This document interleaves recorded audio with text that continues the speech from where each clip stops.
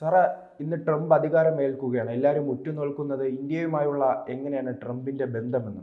അതുപോലെ തന്നെ ട്രംപ് ഈ വർഷം തന്നെ ഇന്ത്യയിലേക്ക് വരുമോ? അല്ല, രണ്ട് കാര്യം. ഈ വർഷം വരും, അടുത്ത വർഷം വരും എന്ന് എനിക്കറിയില്ല. അതൊക്കെ ഇറ്റ് ഡിപ്പെൻസ്.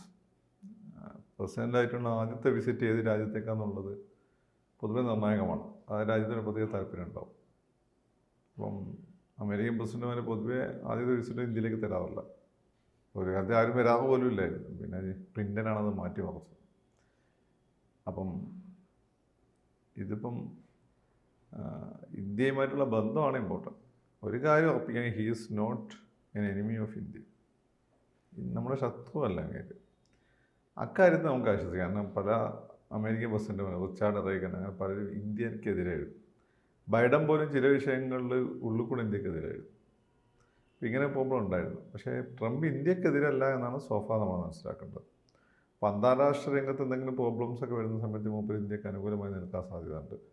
പക്ഷേ കച്ചവടത്തിലോ അല്ലെങ്കിൽ ഈ വിസ നിയന്ത്രണങ്ങളുടെ കാര്യത്തിലോ ഒന്നും മൂപ്പരെ കയ്യിൽ നിന്ന് ഒരു പരിധി കൂടുതലൊന്നും പ്രതീക്ഷിക്കേണ്ട.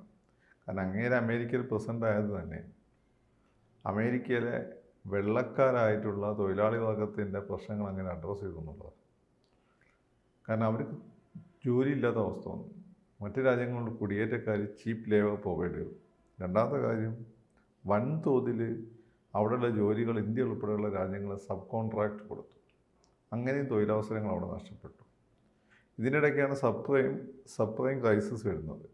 സബ്പ്രൈം ക്രൈസിസ് വന്നപ്പോൾ അവിടെ മാനുഫാക്ചറിങ് ഇൻഡസ്ട്രിയിൽ ഏറ്റവും പ്രധാനപ്പെട്ടതാണ് കാർ വ്യവസായം, അല്ലെങ്കിൽ ഓട്ടോമൊബൈൽ ബിസിനസ്. ഓട്ടോമൊബൈൽ ബിസിനസ്സിൻ്റെ പ്രധാനപ്പെട്ട കേന്ദ്രം ഡിട്രോയിറ്റ്സാണ്. പൃഥ്വിരാജിൻ്റെ ഒരു സിനിമ മൊത്തം അവിടെ ഷൂട്ട് ചെയ്തിട്ടുണ്ട്, ഡിട്രോയിറ്റ്സ്. അപ്പം ഡിട്രോയിറ്റ്സിലേക്ക് പോയത് അമേരിക്കൻ സ്വപ്നത്തിൻ്റെ ഒരു പ്രധാനപ്പെട്ട, അമേരിക്കൻ സ്വപ്നം എന്ന് എല്ലാ അമേരിക്കൻ തുല്യരായി കഴിയുന്ന സന്തോഷത്തോടെ കഴിയുന്ന മാവേലി നാടാണ് അമേരിക്കൻ സ്വപ്നം, ദ ഗ്രേറ്റ് അമേരിക്കൻ ഡ്രീം. ആ സിനിമയിൽ നന്ദു അതിനെ കളിയാക്കുന്നുണ്ട്. പിന്നെ പൃഥ്വിരാജിൻ്റെ പടം, പേര് ഞാൻ മറന്നായി. അപ്പം ഈ അമേരിക്കൻ ഡ്രീമിൻ്റെ പ്രധാനപ്പെട്ട കേന്ദ്രമായിരുന്നു ഡിട്രോയിറ്റ്സ്.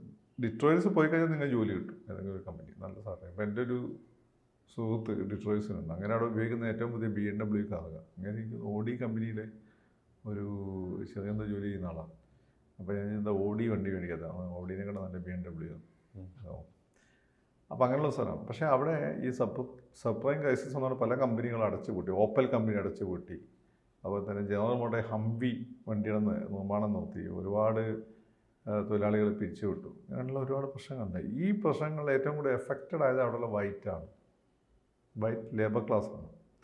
ഈ വൈറ്റ് ലേബർ ക്ലാസിൻ്റെ പിന്തുണയാണ് ഇങ്ങനെ കിട്ടിയത്. അതെങ്ങനെ വന്ന് മേക്ക് അമേരിക്ക ഗ്രേറ്റ് അഗെയിൻ എന്നുള്ളതാണ്. അമേരിക്കയെ ഇനി മഹത്തരമാക്കുന്നത്. അപ്പോൾ അമേരിക്ക മഹത്തരമാകുന്നത് ഇൻ്റർനാഷണൽ ഇപ്പോഴും അമേരിക്ക തന്നെയാണ് മഹത്തരം. അമേരിക്ക നിൽക്കുമ്പോൾ ആളുകളൊന്ന് കുറയ്ക്കും.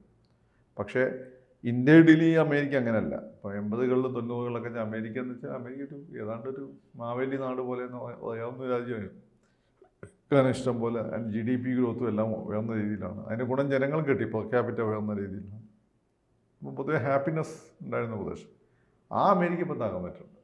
ആ അമേരിക്ക താങ്ങാൻ ഒരു പ്രധാനപ്പെട്ട കാരണം ഈ സബ്പ്രൈം ക്രൈസിസ് ആണ്. അത് അവിടെയുള്ള മുതലാളിമാർ ബാങ്കിങ് സെക്ടറിലുള്ള റിഫോംസ് വരുത്തി കണ്ടവനെ ലോണ് കൊടുത്തു, മുതലാളിമാർ ലാഭത്തിന് വേണ്ടി. അവസാനം ഈ ലോണ് കൊടുത്ത ആസ്തികളൊന്നും തന്നെ നിലനിൽക്കുന്ന ആസ്തികളായിരുന്നില്ല. ഈ ഉള്ള ആസ്തികൾ പിടിച്ചെടുത്ത് വെക്കാൻ നോക്കിയപ്പോൾ മേടിക്കാൻ ആളുമില്ല. അങ്ങനെയാണ് ആ ബാങ്കിങ് സെക്ടറിൽ പരാജയം വന്നത്. പിന്നെ അതുപോലെ തന്നെ നടത്തിയ അനാവശ്യ യുദ്ധങ്ങൾ, ഇറാഖിലും മറ്റും നടത്തിയ യുദ്ധങ്ങളും അമേരിക്കൻ എക്കണോമിക്ക് വലിയ ബാധ്യതയായി. പക്ഷേ അമേരിക്കയിലെ കച്ചവടക്കാർക്ക് അതുകൊണ്ട് ഗുണം കിട്ടി. അവർക്ക് ഓയിൽ ബിസിനസ് ആണെങ്കിലും റീകൺസ്ട്രക്ഷൻ ആണെങ്കിലും അവർക്ക് വലിയ കോൺട്രാക്ട് കിട്ടി. പക്ഷേ ആ കോൺട്രാക്ട് കിട്ടിയിട്ട് അമേരിക്കക്ക് സാധാരണക്കാർ വലിയ കാര്യമില്ലല്ലോ. അവരിപ്പം റീകൺസ്ട്രക്ഷൻ കോൺട്രാക്ട് എടുത്ത് ഇന്ത്യയിൽ മറ്റു ആളുകളെ കൊണ്ട് ഇറാഖ് പണിയെടുപ്പിക്കുന്നു. അതുകൊണ്ട് അമേരിക്കക്കാർക്ക് ഗുണമില്ല. പക്ഷേ അമേരിക്കയിലെ ബിസിനസ്സുകാർക്ക് അതുകൊണ്ട് ഗുണം കിട്ടി. ഈ ബിസിനസ്സുകാരാണ് ആര് പ്രസിഡൻ്റ് ആവണമെന്ന് തീരുമാനിക്കുന്ന ആളുകൾ. അതങ്ങനെയുള്ളൊരു സർക്കിളാണ്. അപ്പോൾ അവിടെയാണ് ബിസിനസ്സുകാരൻ കൂടിയായ ട്രംപ് പുതിയൊരു ആശയമായിട്ട് മുന്നോട്ട് വരുന്നത്. മേക്ക് അമേരിക്ക ഗ്രേറ്റ് അഗെയിൻ എന്നുള്ള ആശയം. അല്ല, ട്രംപ് എങ്ങനെയായിരിക്കും ഇന്ത്യയെ സ്വാധീനിക്കുന്നത്? എങ്ങനെയായിരിക്കും ഇന്ത്യയെ സ്വാധീനിക്കാന്ന് വെച്ചാൽ പറഞ്ഞില്ലേ, അങ്ങനെ ആൻറ്റി ഇന്ത്യൻ അല്ല, അങ്ങനെ ഒരു ഗുണമുണ്ട്. അപ്പം നമ്മൾ പാകിസ്ഥാനും നമ്മൾ ജനങ്ങളും തമ്മിലൊരു പ്രശ്നം ഉണ്ടായ പൊതുവേ അങ്ങേര് ഇന്ത്യയുടെ സൈഡിൽ നിൽക്കാനൊരു സാധ്യതയുണ്ട്. പിന്നെ അങ്ങേരും മോഡിയും തമ്മിലൊരു പേഴ്സണൽ കെമിസ്ട്രി ഉണ്ട്. മോഡി അവിടെ പോയി അങ്ങേർക്ക് വേണ്ടി ഓപ്പൺ പ്രചാരണമൊക്കെ നടത്തിയത്. അതുകൊണ്ടാണ് ബൈഡൻ നമുക്കെതിരായത് കഴിഞ്ഞ തവണ. അപ്പോൾ അത് നമുക്ക് ഗുണം ചെയ്യും. പക്ഷേ ഇതിൻ്റെ പ്രശ്നം വെച്ചാൽ നമ്മൾ ഏറ്റവും കൂടുതൽ പ്രതീക്ഷിക്കുന്ന രണ്ട് കാര്യങ്ങൾ വെച്ചാൽ ബിസിനസ് രംഗത്താണ്. ഒന്ന് ഈ പറയുന്ന വിസയുടെ കാര്യത്തിലാണ്. വിദഗ്ധ തൊഴിലാളികൾക്കുള്ള വിസ, അതിൻ്റെ ശക്തമായ നിയന്ത്രണങ്ങൾ കൊണ്ടുവരണം എന്ന് പറയുന്ന ആളാണ് ട്രംപ്. അത് നമുക്ക് ഗുണകരമാവില്ല. 2 സബ് കോൺട്രാക്റ്റുകൾ കൊടുക്കുന്ന ട്രംപ് എതിരാണ്. ഞാനത് മുമ്പേ പറഞ്ഞിട്ടുണ്ട്. അപ്പോൾ ഈ 2 മേഖലകൾ സാധാരണക്കാരായ ഇന്ത്യക്കാരുടെ സമയം ഗുണം കിട്ടുന്ന 2 മേഖലകൾ ട്രംപിൻ്റെ കയ്യിൽ നിന്ന് കാര്യമായിട്ടൊന്നും പ്രതീക്ഷിക്കേണ്ട ആവശ്യമില്ല. പിന്നെ അമേരിക്കയിലെ നമ്മൾ വേറൊരു കാര്യം വെച്ചാൽ നമ്മളിപ്പോൾ ഏറ്റവും കൂടുതൽ മിലിറ്ററി പ്രൊക്യൂർമെൻ്റ് നടത്തുന്ന ഒന്ന് റഷ്യയും വേറൊന്ന് ഇസ്രായേലുമായിട്ടാണ്.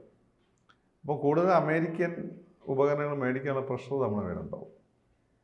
അപ്പോൾ മോഡിയും ഇദ്ദേഹം തമ്മിലുള്ളൊരു കെമിസ്ട്രി വെച്ചിട്ട് അത് പരിധി കൂടുതൽ അവഗണിക്കാനും പറ്റില്ല. അപ്പോൾ അങ്ങനെ വെക്കുമ്പോൾ എന്ന് വെച്ചാൽ ഇതിനൂടെ ടെക്നോളജി ട്രാൻസ്ഫർ കൂടി ഉണ്ട്. റഷ്യയായിട്ടുള്ള ബന്ധപ്പെട്ട നമ്മുടെ ഇടപാടുകൾ ഏറ്റവും വലിയൊരു ഗുണം, അല്ലെങ്കിൽ ഇസ്രായേലായിട്ട് ബന്ധപ്പെട്ട ഇടപാടുകൾ വലിയൊരു ഗുണം നമുക്ക് കൂടി ബെനിഫിറ്റ് ചെയ്യും. ടെക്നോളജി ട്രാൻസ്ഫർ ഉണ്ട്. ഈ റഷ്യയെക്കുറിച്ച് സൂചിപ്പിച്ചുകൊണ്ടാണ് ഈ ഇന്ത്യ അമേരിക്കയോട് അടുക്കുന്നത്. റഷ്യക്ക് അങ്ങനെ വലിയ താല്പര്യം ഇല്ലല്ലോ. ഇപ്പോൾ വീണ്ടും ഈ സാറ് സൂചിപ്പിച്ചതുപോലെ തന്നെ മോദിയും ട്രംപുമായി കൂടുന്നതല്ല, ഒരു വ്യക്തിപരമായി തന്നെ ബന്ധമുണ്ട്. ആ പശ്ചാത്തലത്തിൽ എങ്ങനെയായിരിക്കും റഷ്യയുമായുള്ള ഇനിയുള്ള ബന്ധം? അല്ല, ഈ ട്രംപ് തന്നെ റഷ്യയുടെ പ്രൊഡക്റ്റാണെന്നാണ് പറയപ്പെടുന്നത്, റഷ്യയുടെ ഏജൻ്റ് ആണെന്നുള്ളത്. ഗോർബച്ചേവ് അമേരിക്കയുടെ ഏജൻ്റ്, അതുപോലെ ഇദ്ദേഹം റഷ്യയുടെ ഏജൻ്റാണ് എന്നാണ് പറയപ്പെടുന്നത്. അപ്പം ട്രംപുമായിട്ടുള്ളൊരു ബന്ധം എനിക്ക് റഷ്യക്കാർക്ക് വലിയ പ്രശ്നം ഉണ്ടാക്കില്ല. പക്ഷെ നമ്മുടെ റഷ്യ എന്നുള്ള മിലിറ്ററി പ്രൊക്യൂർമെൻറ്റ്സ് കുറഞ്ഞത് അവർക്ക് തലവേദനയാകും. അവരുടെ പ്രധാനപ്പെട്ട ഭയം നമ്മളാണ്. അപ്പോൾ അമേരിക്കയും നമ്മളും തമ്മിൽ ഇടപാടുകളെ പ്രശ്നം എന്ന് വെച്ചാൽ അമേരിക്കയിൽ ഈ ടെക്നോളജി ട്രാൻസ്ഫർ സമ്മതിക്കില്ല. അവർ സാധനം തരും. ആ സാധനത്തിൻ്റെ പ്രശ്നം എന്ന് വെച്ചാൽ ചിലപ്പോൾ അതിൽ തന്നെ അവർ വന്ന് നമ്മൾ കേട്ടില്ലെങ്കിൽ ആ സാധനം ചിലപ്പോൾ ഫങ്ഷൻ ചെയ്യില്ല. അതിനുള്ള റിമോട്ട് സെൻസിങ് സംവിധാനം അവർ ഏർപ്പെടുത്തിയിട്ടുണ്ട്. അങ്ങനെ അമേരിക്ക ആയിട്ടുള്ള മിലിറ്ററി ഇടപെടാൻ നമുക്ക് വിശ്വസിക്കാൻ പറ്റില്ല. നമ്മൾ അമേരിക്കക്കെതിരായി കഴിഞ്ഞാൽ അത് ഉപയോഗശൂന്യമായി മാറും. ഇപ്പോൾ പാകിസ്ഥാൻ തന്നെ ബാലാക്കോട്ടെ നമുക്കെതിരെ ഒരു പരിധി കൂടി തിരിച്ചടിക്കാതിരുന്ന അമേരിക്ക ഭീഷണിപ്പെടുത്തിക്കൊണ്ടാണ്. കാരണം നിങ്ങൾ എഞ്ചിനുകൾ സ്റ്റാർട്ടാവില്ല എന്ന് തോന്നുന്നുണ്ട്, വിമാനത്തിൻ്റെ എഞ്ചിനുകൾ സ്റ്റാർട്ടാവില്ല എന്ന് തോന്നുന്നുണ്ട്. അപ്പോൾ ഇങ്ങനെ ഒരു പ്രോബ്ലം അതിൻ്റെ നടുവിൽ കിടക്കുന്നുണ്ട്. പൊതുവേ അന്താരാഷ്ട്ര രംഗത്ത് നമുക്ക് ഗുണകരമായിരിക്കും. ഇപ്പോൾ UN സെക്യൂരിറ്റി കൗൺസിലിലെ ഇന്ത്യയുടെ പ്രവേശനം, അല്ല വിവിധ ഇൻ്റർനാഷണൽ കോൺഫ്ലിക്റ്റുകളിലുള്ള ഇന്ത്യയുടെ ഇൻവോൾവ്മെൻറ്റ്, ഏത് പ്രദേശങ്ങളിൽ നിന്ന് കോൺഫ്ലിക്റ്റ് സോണുകളിൽ നിന്ന് ഇന്ത്യക്കാരെ രക്ഷപ്പെടുത്തിക്കൊണ്ടുവരിക, റിയലിസ്റ്റിക്കലി നോക്കുമ്പോൾ ഇതൊക്കെയാണ് ഗുണകരമാകാൻ സാധ്യത. ഈ ജയശങ്കർ ഉൾപ്പെടെയുള്ളവർ ഈ ട്രംപ് ഇന്ത്യയിലേക്ക് വരുന്നതുമായി ബന്ധപ്പെട്ട് ചർച്ച നടത്തിയെന്ന് പറയുന്നു. അങ്ങനെ ട്രംപ് ഇന്ത്യയിലേക്ക് വരുന്നത് ഇന്ത്യയുടെ ആവശ്യമാണോ? ഇന്ത്യയുടെ ആവശ്യമാണ്. അമേരിക്കൻ പ്രസിഡന്റ് വരുന്നത് അത് ഒരു അംഗീകാരമാണ് ഇൻ്റർനാഷണലി. ഒരു കാലത്ത് ഇന്ത്യയിലേക്ക് ഒരു തിരിഞ്ഞു നോക്കില്ലായിരുന്നല്ലോ, ഞാൻ പറഞ്ഞല്ലോ. ആ തിരിഞ്ഞു നോക്കാതിരിക്കാൻ കാരണം ഇന്ത്യ വലിയ സാമ്പത്തിക ശക്തിയൊന്നും ആയിരുന്നില്ല. ഇന്ത്യയുടെ ബൈയിങ് കപ്പാസിറ്റി, പർച്ചേസിങ് പവർ ഇന്ത്യക്കാരെ കുറവായിരുന്നു. അപ്പോൾ അവർക്ക് അവരുടെ നാട്ടിൽ തന്നെ ബിസിനസ് ഉണ്ടായിരുന്നു. അതുകൊണ്ടാണ് പിന്നെ തന്നെ വിത്ത് സോവിയറ്റ് റഷ്യ. അതിനുശേഷം ക്ലിൻ്റൻ്റെ കാലം തൊട്ടാണ് അവരിവിടെ നിരന്തരം വരാൻ തുടങ്ങിയത്. ഈ സമയം നമ്മൾ ഇന്ത്യ പ്രധാനപ്പെട്ട ഗ്ലോബൽ പവറായി മാറുകയും ചെയ്തു. അപ്പോൾ അമേരിക്കൻ പ്രസിഡന്റ് ഇന്ത്യയിൽ വരുന്നത് അദ്ദേഹത്തിൻ്റെ ഫസ്റ്റ് വിസിറ്റ് ഇന്ത്യയിലാണെങ്കിൽ അത് ഇന്ത്യക്ക് അന്താരാഷ്ട്ര തലത്തിൽ കിട്ടുന്ന വലിയൊരു അംഗീകാരം കൂടിയാണ്. കൂടുതൽ വാർത്തകളും വിശേഷങ്ങളും നിങ്ങളിലേക്ക് എത്താൻ ABC മലയാളം സബ്സ്ക്രൈബ് ചെയ്യുക, ബെൽ ബട്ടണും അമർത്തുക.